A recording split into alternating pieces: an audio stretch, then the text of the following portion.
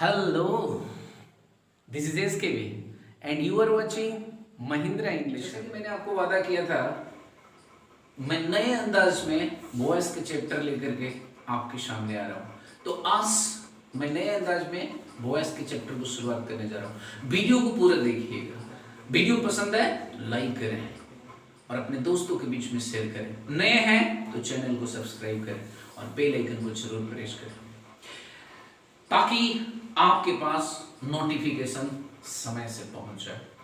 तो video start करने के पहले मैं आपको बहुत ऐसे फैक्ट्स बताने जा रहा हूं जो वॉइस में आपको जानना चाहिए। मैं 0 से एडवांस लेवल तक आपको पढ़ाने जा रहा हूं, ध्यान दीजिएगा बाबू। सबसे पहले मैं जानूं कि आखिर वॉइस क्यों यूज करते हैं, क्या कारण है। क्या भाई, अगर मैं बोल रहा हूं मैं आम खाता हूं तो पैसे में आम मुझे खा जाएगा। अगर मैं बोल रहा हूं इस तरीके का कि मैं एक पत्र लिख रहा हूं तो क्या पत्र मुझे लिखना शुरू कर देगा। आखिर मैं पूछ रहा हूं क्या कारण है कि वॉइस हम लोग पढ़ते हैं। तो भाई कुछ बेसिक फैक्ट्स है जो हमको जानना पड़ेगा। अब देखिए क्या फैक्ट्स है मैं आपको बताने जा रहा हूं।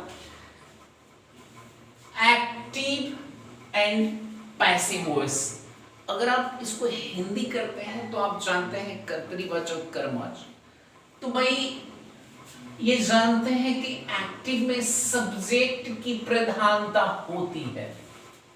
मेरे बच्चे क्या होता है, एक्टिव में सब्जेक्ट की प्रधानता होती है और पैसिव में ऑब्जेक्ट की प्रधानता होती है। Doer receiver, receiver doer.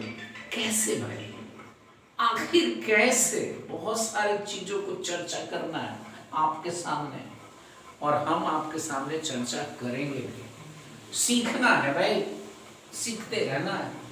सबसे पहले आज मैं रीजन बता रहा हूं कि आखिर वॉइस क्यों पढ़ते हैं।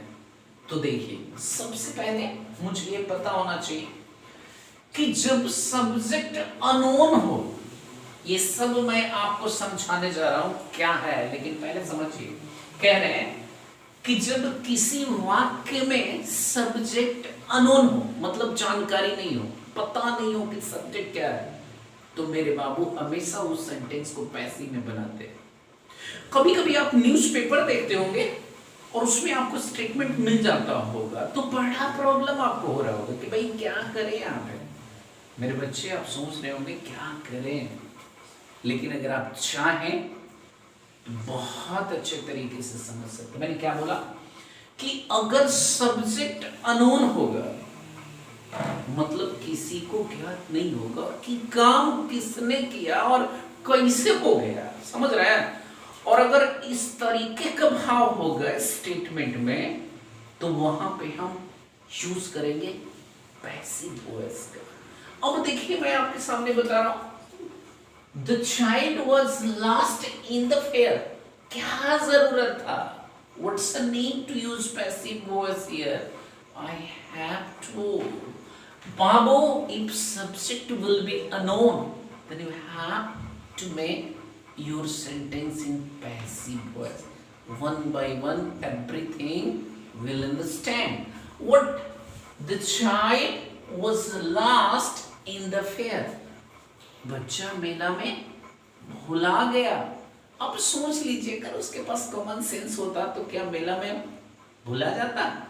नहीं मेरे भाई, ऐसा नहीं होता। I mean, काम हो गया और हमको पता भी नहीं चल रहा है कि कैसे हो गया।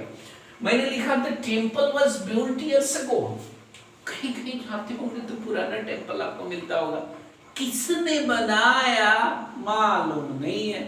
तब आप शो करते हैं, क्या शो करते हैं मालूम है कि भाई the temple was built years ago, बरसों पहले मंदिर बनवाया गया। अब सोचने वाली बात है, आप तो कह दिए कि बरसों पहले मंदिर बनवाया गया, लेकिन मेरे बाबू इसको जब भी बनाएंगे तो पैसे में, क्योंकि बनाया कौन ये पता नहीं है।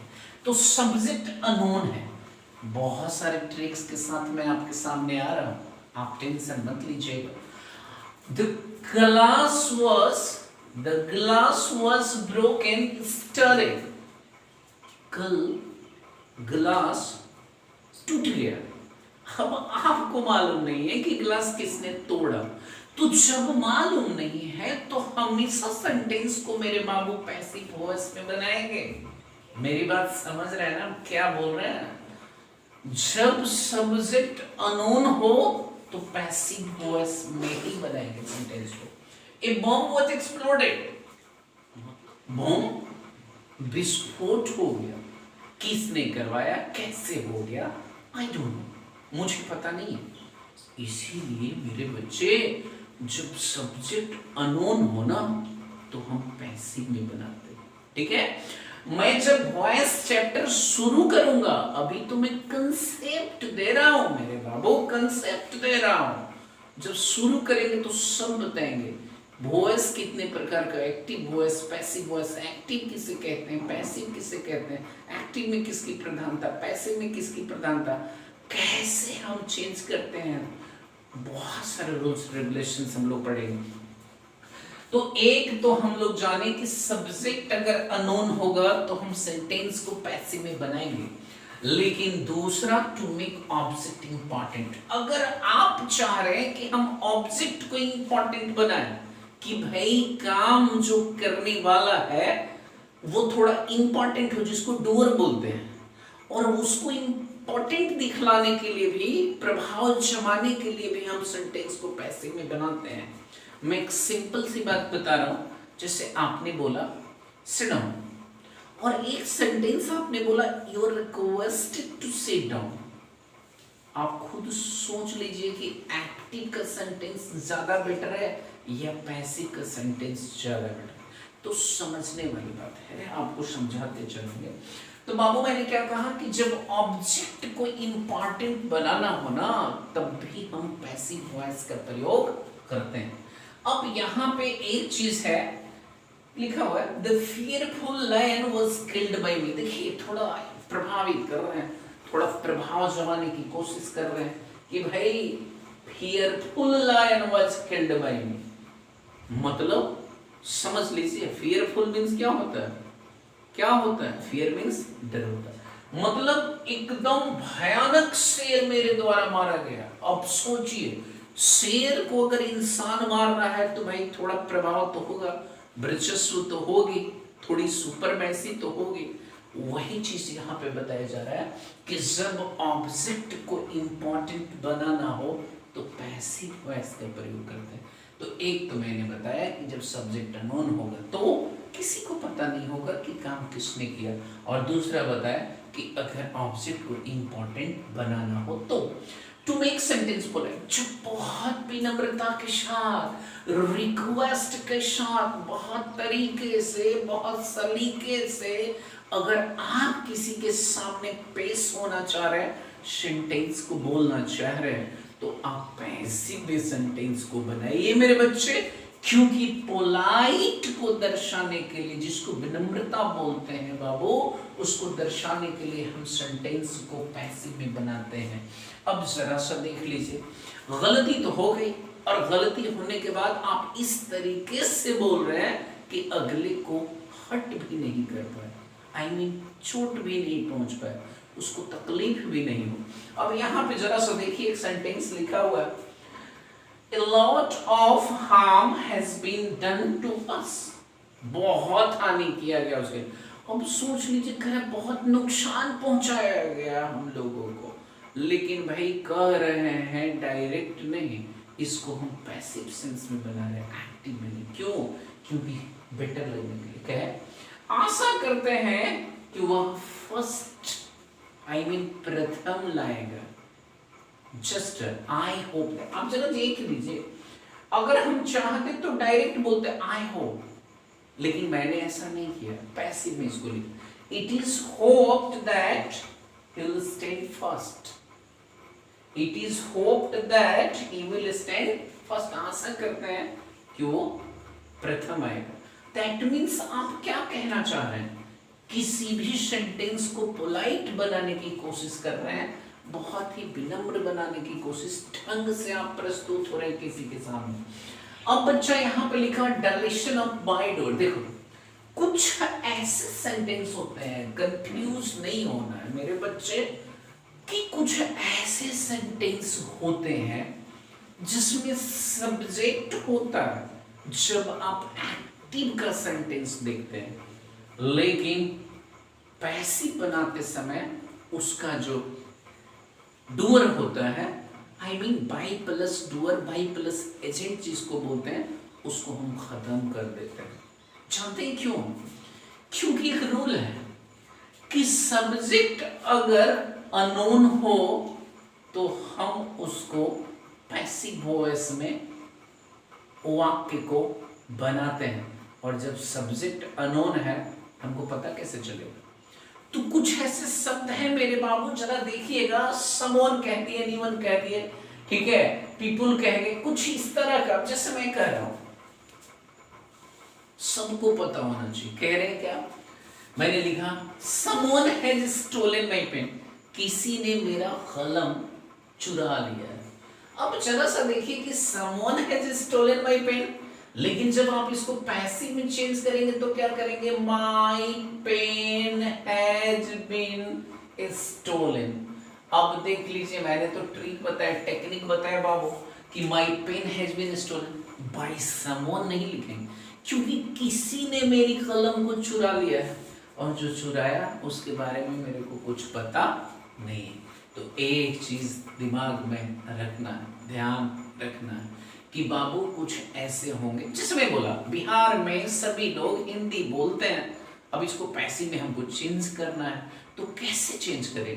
तो हम कह रहे हैं बिहार में सभी लोग हिंदी बोलते हैं, सिंपल सी बात है, खाली ये बात हम बनाएंगे पैसिव में कि बिहार में हिंदी बोली जाती है। क्यों भाई? लोगों के तो कौन बोलेगा हिंदी? बिहार में हिंदी बोली जाती है, बस इतना ही आपका सेंटेंस सही हो जाएगा। अब देखिए, मैंने कहा यहाँ पे कि सब्जेक्ट अननोन होगा, तो फिर मैंने बोला कि ऑब्जेक्ट को इंपॉर्टेंट बनाना होगा, तो फिर मैंने बताया यहाँ पे कि अगर सेंटेंस को पोलाइट बनाना होगा, तो फिर मैंने बोला कि अगर आपका सब्जेक्ट अननोन हो जाए, उस समय तो दिखता है, समवन लिख दिए, पीपल लिख दिए, एनीवन लिख दिए, एनीबॉडी लिख दिए, दिखता है, लेकिन उसको पैसिव में हम नहीं दिखाते, यानी बाई प्लस डूअर को, बाई प्लस एजेंट को खत्म कर देते हैं। और आप बता रहे हैं सब्जेक्ट नॉट डूअर, भाई सबको पता हो सब्जेक्ट के बारे में, यानी सभी लोग सब्जेक्ट के बारे में जानते हो, समझ रहे हैं ना?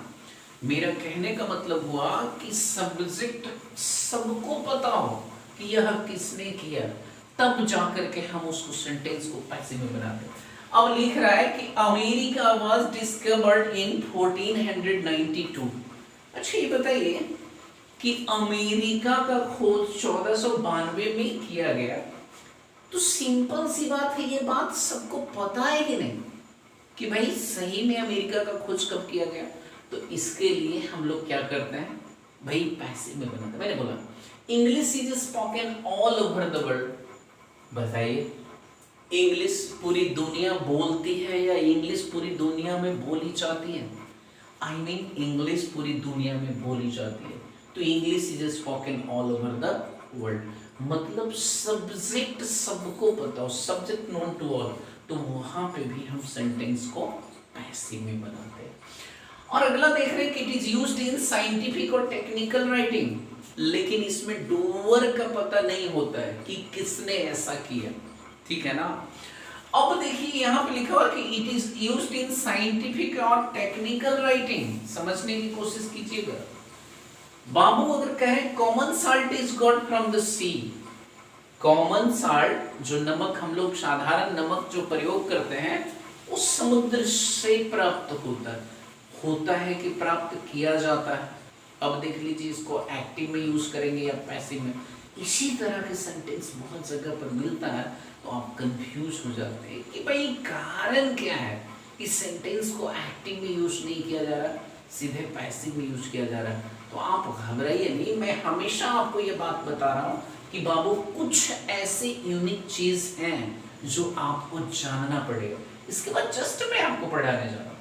जस्ट मैंने क्या बोला कि भाई it is used in scientific और टेक्निकल राइटिंग, लेकिन उसमें डूअर का पता नहीं, साइंटिफिक और technical writing. The engine is run with electricity, मैं डायरेक्ट बोल रहा हूँ कि भाई इंजन जो है इलेक्ट्रिसिटी से रन करता है, मतलब चलती है। इंजन कैसे दौड़ती है?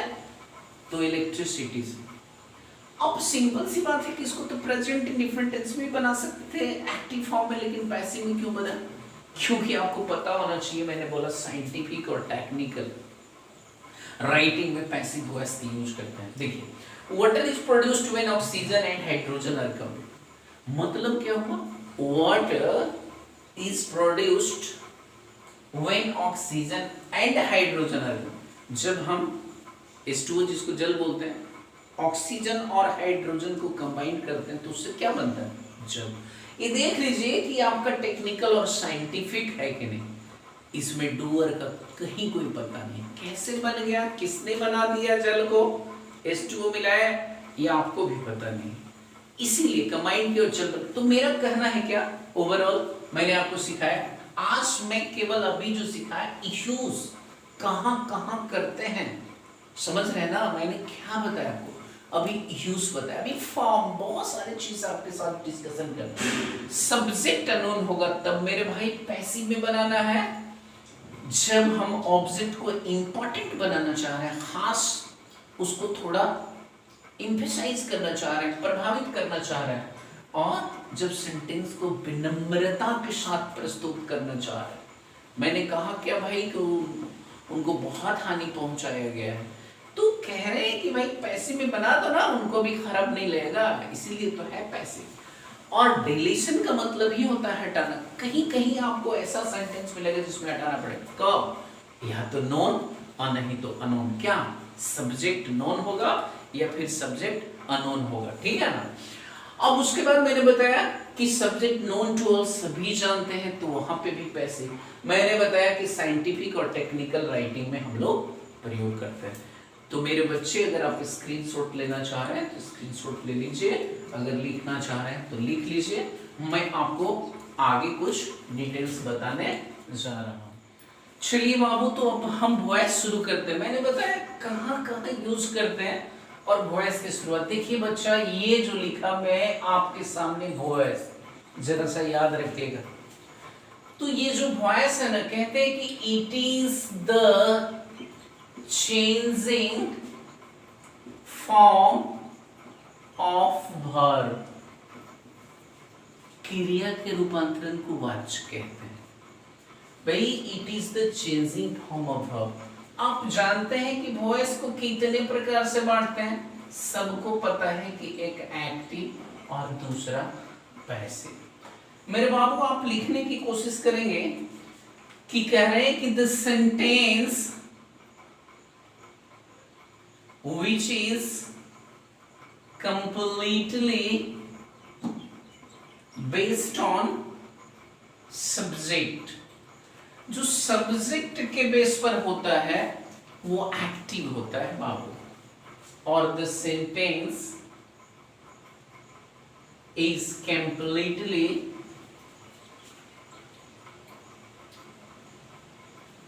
based on object, ये जो पैसिव होता है। अब देखिए, सबसे बड़ी चीज है कि जब हम एक्टिव टू पैसिव चेंज करेंगे, हाउ टू चेंज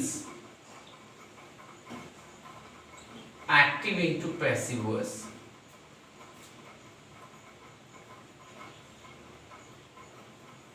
कैसे चेंज करेंगे? तो देखिए बाबू, एक तो हम अकॉर्डिंग टू जनरल रूल्स चलते हैं, और दूसरा जो है स्पेशल या एडवांस। जनरल रूल्स, स्पेशल और एडवांस रूल्स। देखो बाबू, स्पेशल का मतलब ये होता है स्पेशल, जनरल का मतलब ये होता है जनरल। वो जहां चाहे प्रयोग कर सकते हैं, लेकिन बिना जनरल के आप स्पेशल नहीं बना सकते। पहले जनरल, पहले आम, उसके बाद खास। अब देखिए इसमें कैसे चेंज करेंगे और क्या क्या हमें जरूरत होगा। अब आप स्क्रीनशॉट ले लीजिएगा बाबू, ठीक है ना? आप लोग लिख लीजिएगा। अब देखिए आगे,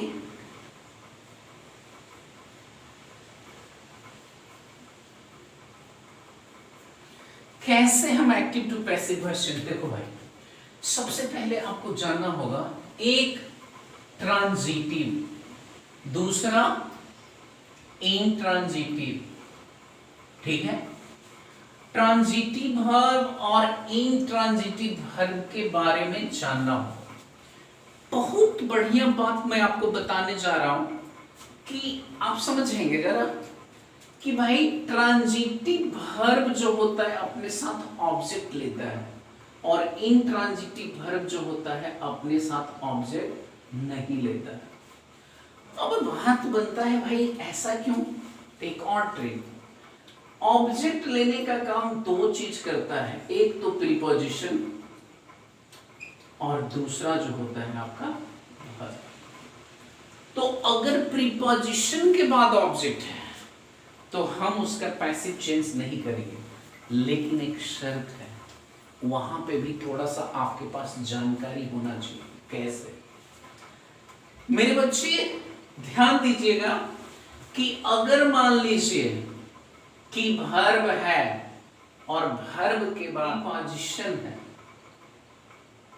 और उसके बाद ऑब्जेक्ट है, तो ध्यान रखिएगा जो बगल वाला होगा वो प्रीपोजिशन का ऑब्जेक्ट होगा। लेकिन पता है हम पैसिव वॉइस इंट्रांजिटिव वर्ब वाले का भी बनाते हैं, लेकिन एक शर्त है कि उसका शाब्दिक अर्थ निकलना चाहिए। अब कैसे इसको हम करेंगे?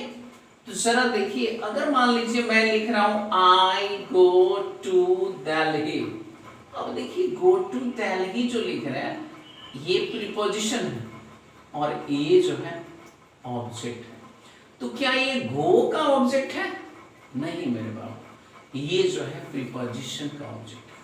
और प्रीपोजिशन का ऑब्जेक्ट है तो मैंने बताया कि ट्रांजिटिव वर्ब का पैसिव बनेगा, बट इंट्रांजिटिव वर्ब का पैसिव नहीं बनेगा। लेकिन बनेगा कब? कंडीशन में, और उस कंडीशन को मैंने इस तरीके से बताया, जरा सा देखिए। मैं बोला सी लाफ्स एट मी, वह मेरा मजाक उड़ाती है। अब जरा सा देख लीजिए, मैं लाफेट का हिंदी यहां पे दे रहा हूं मजाक उड़ाना। अब मेरे बाबू ये फ्रेजल वर्ब यानी वर्ब का काम फुल्ली कर रहा है, तब इसका ऑब्जेक्ट ही हुआ, तब हम चेंज कर सकते हैं। किसमें? पैसिव वॉइस में। अब देखिए कैसे, अब इसको बनाइए, कहिए कि आई और सिंपल प्रेजेंट है ना, she laughs at me, she laughs at me simple present है ना, I am laughed at by her। तो हमको लगता है कि ये कंसेप्ट आपको पूरी तरह से समझ में आया होगा कि अगर हमको किसी भी सेंटेंस का पैसिव चेंज करना है तो वर्ब ट्रांजिटिव होना चाहिए, और अगर इंट्रांजिटिव वर्ब है तो उसका पैसिव हम नहीं बनेंगे। और डाई ट्रांजिटिव वर्ब के बारे में भी आप सुने होंगे कि डाई ट्रांजिटिव वर्ब अपने साथ दो लेता है, क्या? ऑब्जेक्ट, अर्थ को पूरा करने के लिए। लेकिन वो मिलेगा तो हम लोग पढ़ लेंगे, इतना जानकारी होना चाहिए।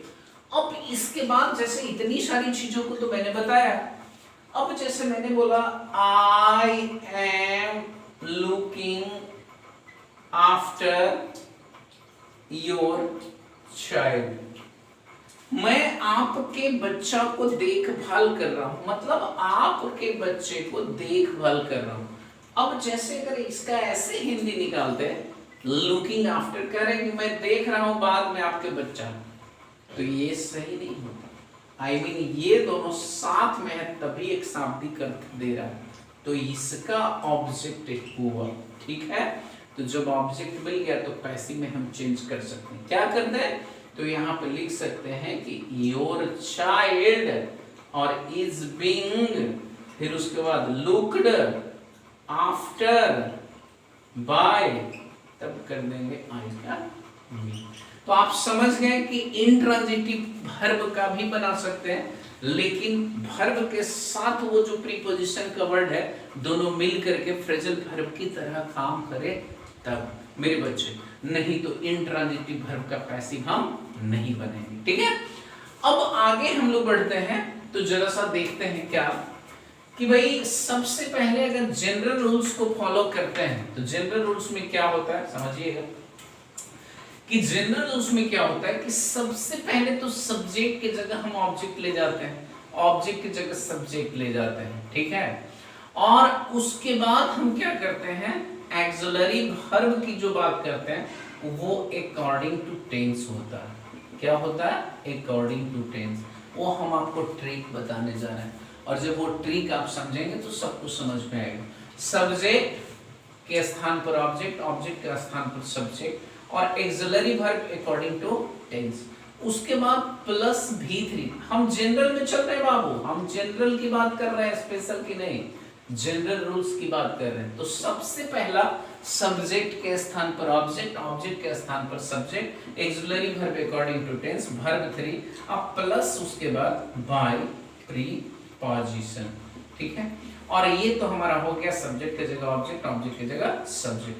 तो लास्ट में हम लगाते हैं जो सब्जेक्ट। तो यही जो होता है बाबू कि जब हम एक्टिव में जो डूअर होता है वो बाद में रिसीवर का जो काम करना शुरू कर देता है, उसी की मैं बात कर रहा हूं। तो अब बहुत सारी चीज आपको सीखना है, तो आप इसको जरा देख लीजिए, लिख लीजिए, स्क्रीनशॉट ले लीजिए, मैं बता रहा हूं।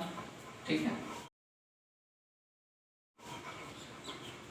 अब उसके बाद यहाँ पे, ठीक है, फिर उसके बाद क्या होता है, दूसरा पॉइंट जो फॉलो, सब्जेक्टिव ऑब्जेक्टिव की इश्यू बदलता। अगर आई है तो आप जानते होंगे कि वी है तो अस, यू है तो यू, ही है तो ही, सी है तो हर,